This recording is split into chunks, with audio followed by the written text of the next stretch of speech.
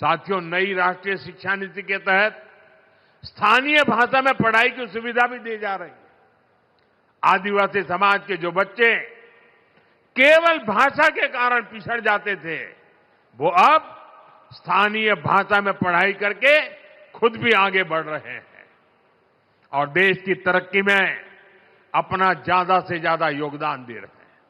साथियों, हमारे गुजरात के आदिवासी समाज के पास कला की भी अद्भुत पूंजी है। उनकी पेंटिंग्स, उनकी चित्रकलाएं अपने आप में खास है। एक बेटी वहां चित्र लेकर के बैठी है, वो देने के लिए लाई लगती है। ये हमारे एसपी जी के लोग जरा ले लो इस बेटी के पास से। यहां से मुझे लगता है कुछ वर्ली पेंटिंग भी दिखता है उसमें। धन्यवाद बेटा, आपका अगर उसमें अता पता होगा तो मैं चिट्ठी लिखूंगा आपको।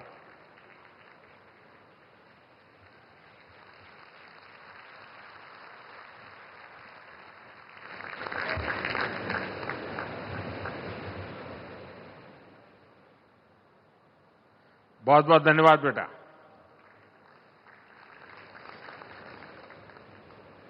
कला, चित्र, ये यहां सहज है। हमारे परेश भाई राठवा जैसे चित्रकार जो इन विधाओं को आगे बढ़ा रहे हैं, और मुझे संतोष है कि हमारी सरकार ने परेश भाई राठवा को पद्म पुरस्कार से सम्मानित किया है। साथियों, किसी भी समाज की प्रगति के लिए लोकतंत्र में उसकी सही भागीदारी भी उतनी ही जरूरी होती है। इसलिए हमारा ध्येय है जनजातीय समाज के हमारे भाई बहनों को देश के बड़े पदों पर भी पहुंचे, देश का नेतृत्व करें। आप देखिए, आज देश की राष्ट्रपति एक आदिवासी महिला है। इसी तरह बीजेपी ने, एनडीए ने हमेशा आदिवासी समाज के हमारे होनहार साथियों को शीर्ष पदों पर पहुंचाने का प्रयास किया है। आज छत्तीसगढ़ के मुख्यमंत्री हमारे जनजातीय समाज के विष्णुदेव जी साय छत्तीसगढ़ का कायापलट कर रहे हैं। उड़ीसा में श्री मोहन चरण मांझी भगवान जगन्नाथ जी के आशीर्वाद से जनजातीय समुदाय के हमारे मांझी जी उड़ीसा का विकास कर रहे हैं। अरुणाचल प्रदेश में हमारे जनजातीय बंधु प्रेमा खांडू जी मुख्यमंत्री के रूप में काम कर रहे हैं। नागालैंड में हमारे जनजातीय बंधु नेफ्यू रियो काम कर रहे हैं। हमने कई राज्यों में आदिवासी मुख्यमंत्री बनाए। देश के कई राज्यों की विधानसभाओं में हमारी पार्टी ने आदिवासी स्पीकर बनाए। हमारे गुजरात के मंगूभाई पटेल मध्य प्रदेश में गवर्नर है। हमारी केंद्र सरकार में सर्बानंद जी सोनोवाल आदिवासी समाज से हैं और पूरी शिपिंग मिनिस्ट्री संभाल रहे हैं। वे कभी आसाम के मुख्यमंत्री हुआ करते थे।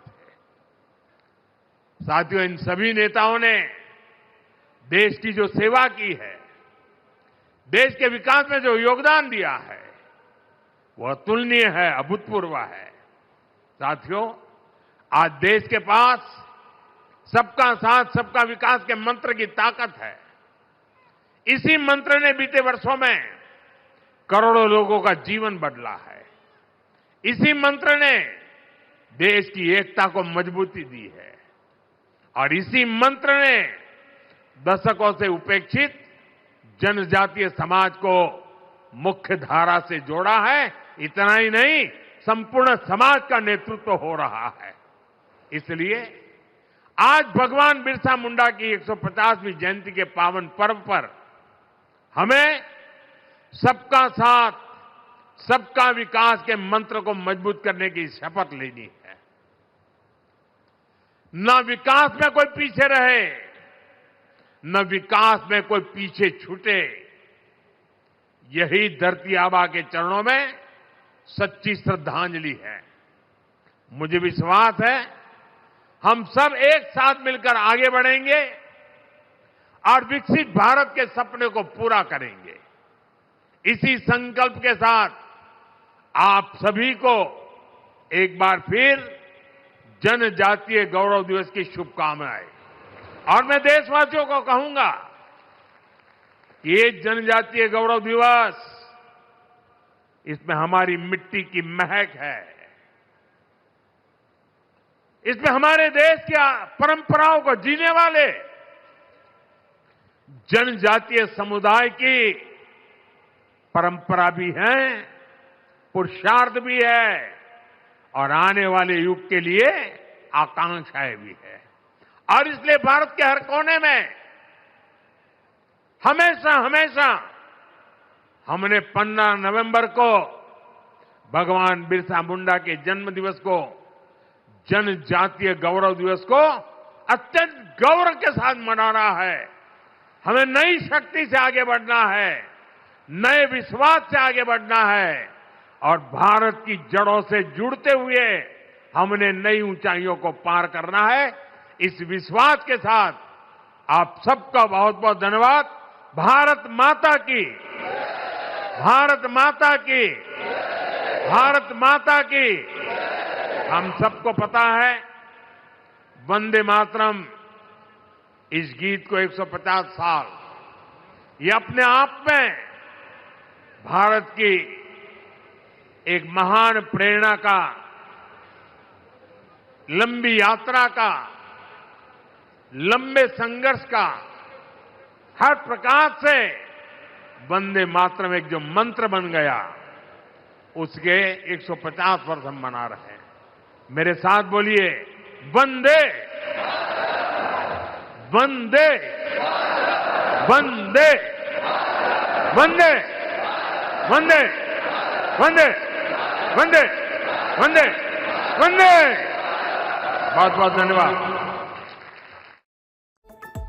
तो देखिए, प्रधानमंत्री मोदी को आप सुन रहे थे। 2014 के पहले भगवान बिरसा मुंडा का कोई उन्हें याद नहीं किया करता था, उनका जिक्र नहीं था। कांग्रेस ने आदिवासियों को उनके हाल पर छोड़ने का काम किया।